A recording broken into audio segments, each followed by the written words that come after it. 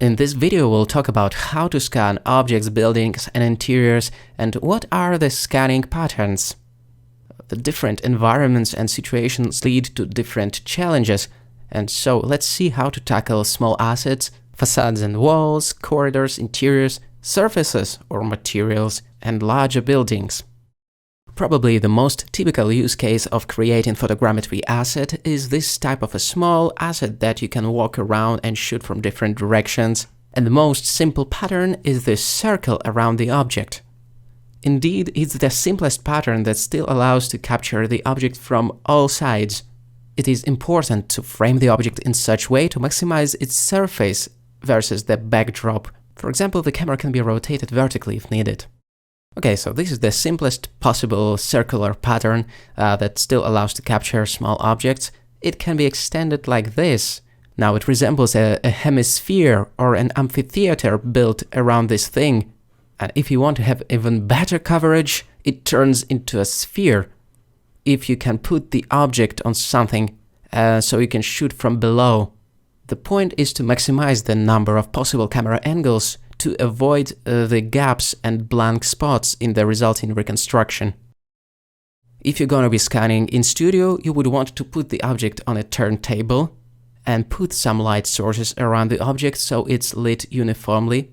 Aside from that, that's the same story of trying to capture the object from all possible sides. There are cool little tricks like flipping the object on its side during photo session that allows to achieve the full 360 degrees coverage. And we will definitely explore this technique in detail in the practical side of the course. But basically, by rotating the object, we can trick the software into thinking that we changed the camera pattern. So by implementing this hack, in theory and in practice, we can achieve the full coverage. As for the facades and walls, we don't simply rotate around a single point in space, like our pivot point, but instead we move along the wall while keeping the same distance to this object and keeping the camera pointed straight into the wall. It is important to change the position of the camera in between the shots because that gives the photoscanning software the depth cues, and these cues are then used for reconstructing geometry basically. It is also fairly important to keep the same distance to the object in between the shots because that's the optimal use of resolution. Another crucial thing to maintain in between the shots is overlap. Let's repeat it together. The photos should overlap, and the overlap can be as large as 90%. If the facade geometry is more or less complicated, it can be useful to tilt the camera ever so slightly when walking along the wall. Like for example, if we pointed the camera straight into the wall and moved along the wall like this, we would have missed the left and the right sides of the column. The work around this issue is simply maintaining the sharper angle, like this, and then change the camera angle like this to capture the surfaces that point to the right. And hopefully that will allow to nail down the full range of surface intricacies that this wall might have. Another thing that is absolutely crucial to get it right is the depth of field. It is important to keep objects in focus. And the closer is the focal point to the camera, the more shallow will be the depth of field. And conversely, the further away from the camera is your focal point, the larger depth of field you will have. So for example, if you would like to extend the focus to the entire building and not only this corner, you simply make a few steps away from the building and change the focal point, and voila, everything should be in sharpness now. That's definitely not super intuitive for non-photographers like me, but this is a nice little tip to remember. Here's a practical example of the relationship between distance to the object and depth of field. If you're standing too close to the column, you cannot put both the column and the wall behind it in focus. But as soon as you back off a little bit and change the focal point, it will be much easier to fit everything within the depth of field. And thus, everything will be in focus, and everyone will be happy, and the reconstruction will go well.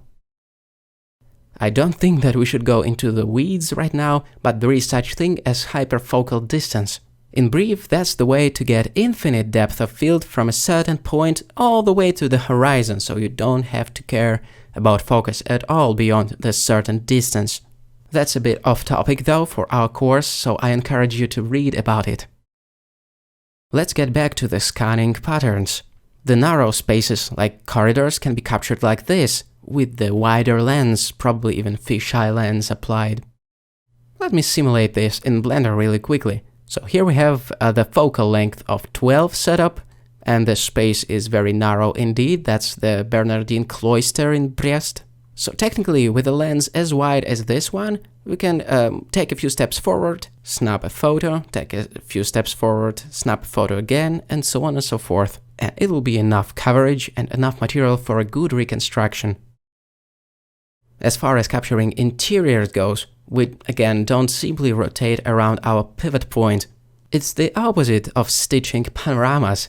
We should move like this alongside the walls while cutting the corners ever so slightly to maintain a decent overlap. It really looks like an ellipse, something like that. After some practice, it becomes the second nature, even if it don't make sense right away. It will definitely make sense on location. On capturing the surfaces, for example for material work, we can implement all kinds of patterns, but it's important to make sure that we still work in sequence, that the next photo overlaps with the previous one. It makes it both easier to follow the pattern mentally and not accidentally break it up during the photo session, and it's easier for the software to calculate it. We can either do a snake-like pattern, or maybe a spiral that can go inward, for example, so we don't accidentally film the parts of the soil that we have mangled already by stepping on them. And on capturing the surfaces, like for example for PBR textures, that usually requires slightly more careful approach to overlap and resolution. The same pattern can be used for filming all kind of stuff actually, like for example we used it to capture this roof by using a drone. Once again, to achieve an even distribution of cameras, it is important to keep this sequence in mind and trying not to break it. Once we started talking about the drone photogrammetry, for the bigger objects we can use this kind of an onion rings pattern. It brings us back to capturing the smaller objects actually. This is nothing more than a few circles around. If we are fancy, we can try building a hemisphere from the camera angles as well.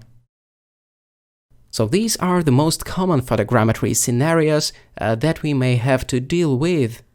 Obviously, each new environment, location or asset or anything requires its own approaches, but these are the few things from which we can borrow the scanning patterns and we can mix and match them.